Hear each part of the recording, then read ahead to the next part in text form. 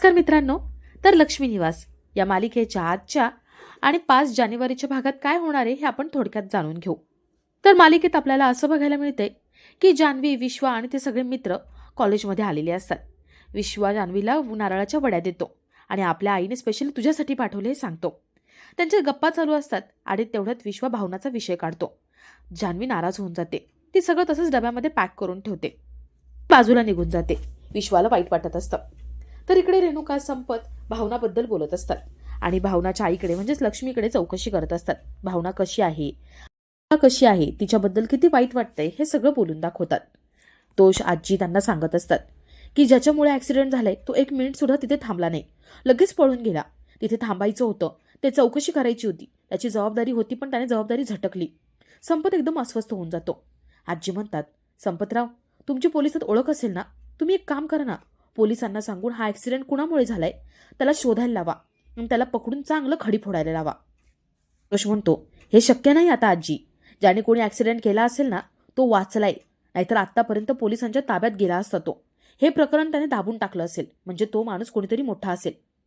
निर्लज्जासारखं संपतकडे नुकसान भरपाईचे पैसे मागायला लागतो. काही पैसे देत नाही. तो म्हणतो, मी या सगळ्याची जबाबदारी घेतो. ज्याने कोणी ऍक्सिडेंट केलाय त्याला मी शोधून काढतो आणि चांगली शिक्षा देतो, पण तुम्ही निश्चिंत राहा. फक्त तुम्ही भावनाचा विचार करा. रेणुका, संपत तिथून निघालेली असतात.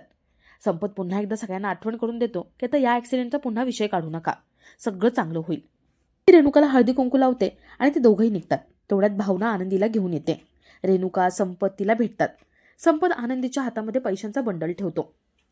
रेणुका, संपत सगळ्यांना बाय करून कारमध्ये बसतात. रेणुकाला भावनाबद्दल किती वाईट वाटतंय, आनंदीबद्दल किती वाईट वाटतंय हे बोलून दाखवते. संपत तिला धमकावतो. तो तिला म्हणतो, आता पुन्हा ऍक्सिडेंटचा विषय अजिबात काढायचा नाही. तिथून निघतात. तर इकडे जान्हवी, विश्वा आणि जान्हवीचे सगळे मित्र कॉलेजला पोहोचलेले असतात. कॉलेजमध्ये मोठा बॅनर लावलेला असतो आणि जो कोणी प्रमुख पाहुणा येणार आहे त्याचा अर्धाच कटआउट लावलेला असतो. जान्हवी तो कटआउट बघत असते. ती वर मान करून असते आणि सगळे मित्र, विश्वा आतमध्ये निघून जातात. जान्हवीला वाटतं विश्व तिथेच आहे. त्या बॅनरबद्दल आणि प्रमुख पाहुण्याबद्दल बोलत असते. तिने प्रमुख पाहुण्यासाठी जे स्पीच लिहिले ते एकदा वाचून बघत असते आणि तेवढ्यात तो प्रमुख पाहुणा तिथे येतो. तो तिच्या शेजारी उभा राहतो. जान्हवी कटआउटकडे बघत असते, त्याच्यामुळे तिला कळतच नाही की शेजारी कोण उभा आहे. तिला वाटतं विश्वा उभा आहे. ती हात धरते. जान्हवी म्हणते, विश्वा, हा कोण असेल रे? म्हणजे अर्धाच कटआउट लावलाय, कसा दिसत असेल? तेवढ्यात तो कटआउट पूर्ण लावतात. जान्हवी त्याचं कौतुक करायला लागते. ती म्हणते, किती छान दिसतो हा. म्हणजे वयाने पण तो असं कमीच आहे, स्मार्ट आहे, पण मोठा बिझनेसमॅन कसं काय असेल तो? मी पुन्हा एकदा कटआउट नीट निरखून बघते. ती म्हणते, हां, मला असं वाटतंय वरवर स्माईल करतोय, पण आतून खूप सिरियस असेल. ती म्हणते, ह्याने काय केलं असेल लाईफमध्ये म्हणून याला चीफ गेस्ट म्हणून बोलवलंय. असं म्हणून ती समोर बघते. तिला वाटतं की विश्वा असेल, पण ती बघते तर हा तोच प्रमुख पाहुणा आहे आणि तो आपल्यासमोर उभा आहे. ती जराशी घाबरते आणि पटकन त्याचा हात सोडून देते. जान्हवीच्या हातात जो पेपर असतो ती चुरगळते. जयंत म्हणजे तो प्रमुख पाहुणा तिच्या हातातला तो पेपर घेतो. तो पेपर सरळ करतो, घडी करतो, तिच्या हातात देतो. जान्हवी पुन्हा सॉरी म्हणते, तिथून पळते. जयंतला जान्हवी खूप आवडलेली असते. त्याच्या नजरेतून ते दिसत असतं. तर थोड्या वेळाने आतमध्ये कार्यक्रम चालू होतो. प्रमुख पाहुणा जयंत हा दीप प्रज्वलन करतो आणि कार्यक्रम चालू होतो.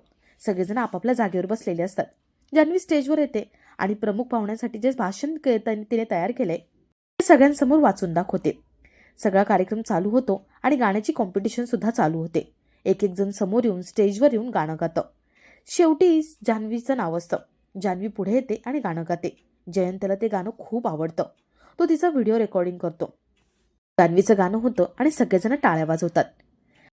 तर इकडे घरी वीणा, सिंचना यांची भांडणं चालू असतात. खूप वाद होत असतात आणि आजींची चिडचिड चालू असते.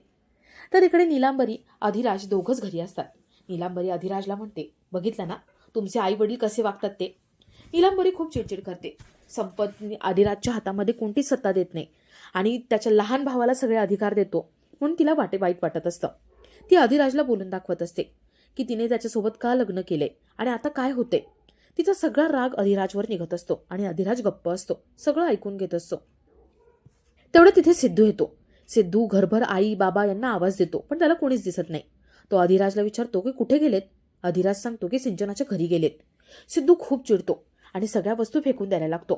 त्याचा राग होत असतो आणि तो सगळा राग अधिराजवर काढत असतो. तर थोड्या वेळाने जयंत कानेटकर जो प्रमुख पाहुणा आहे तो स्टेजवर येतो. स्टेजवर तो बघतो तर बुके वेडेवाकडे पडलेले असतात, पाण्याच्या बाटल्या वेडेवाकड्या पडलेल्या असतात. तो सगळं व्यवस्थित ठेवतो. जयंत स्वतः स्पीच देतो. लाईफमध्ये सक्सेसफुल होण्यासाठी काय काय करता येईल हे सगळं सांगतो. जान्हवी त्याला बघून इम्प्रेस झालेली असते. तिच्या डोळ्यातही दिसत असतं. थोड्या वेळाने जयंतला सांगतात की कॉम्पिटिशनचा विनर अनाऊन्स करा. जयंत कॉम्पिटिशनचे विनरचे नावं अनाऊन्स करतो. जान्हवीला 3 बक्षिसं मिळालेली असतात. जान्हवी खूप खुश होते आणि प्रत्येक ट्रॉफी, प्रत्येक सर्टिफिकेट आपल्या मित्रांना दाखवते. तर विश्वाचे मित्र विश्वाला म्हणतात, आता तरी प्रपोज कर, जाऊन सांग आता तरी. विश्वा म्हणतो, हो मी ठरवले, आज जान्हवीला प्रपोज करणार आणि त्यासाठी मी लव्ह लेटर सुद्धा आणले. तो लव्ह लेटर दाखवतो. मित्र म्हणतात, लव्ह लेटर नको घेऊन जाऊ, तू डायरेक्ट प्रपोज कर. मित्र लव्ह लेटर ओढून घेतात आणि तिथून पळतात. च्या मागे मागे जातो. जान्हवी स्टेजवर उभी असते. तिला मित्र कुठेच दिसत नाही. ती इकडे तिकडे बघत असते. तिची नजर विश्वाला शोधत असते आणि जयंत जान्हवीच्या प्रेमात पडून तिला टक लावून बघत असतो. तर इकडे दुपारी वीणा आनंदीला वरण भात खाऊ घालते. आनंदी नाही म्हणत असते. तिला वाटत असतं की संतोष याच्यावरून बोलून दाखवेल, म्हणून ती उदास असते. वीणा तिला समजावते आणि लाडी गोडी लावून भरवत असते. संतोष येतो आणि आनंदीवर चिडतो, वीणावरती चिडतो. तो रागराग करत असतो. वीणा आजींना वरण भात भरवायला सांगते आणि ती संतोषला आतमध्ये घेऊन जाते. संतोष किती चूक करतोय ही ती सारखं बोलून दाखवते, पण संतोष काही ऐकायला तयारच नसतो. संतोष आपलंच म्हणणं खरं करतो. तर इकडे आजी आनंदीला गोड बोलून तिला वरण भात सगळं खाऊ घालतात. तर इकडे सिद्धू खूप भडकलेला असतो. तो संपत आणि रेणुकाची वाट बघतो. ते दोघंही घरी येतात. सिद्धू त्यांना जाब विचारतो. सिंचनाच्या घरी का गेला होतात हे विचारतो. संपत काहीच सांगत नाही आणि त्याला म्हणतो, काही काही वेळेला जावं लागतं. रेणुका सगळं सांगते. सिंचनाला तिथे दिलंय म्हटल्यावर आपल्याला तिथे जाणं येणं भाग पडतं असं सांगते.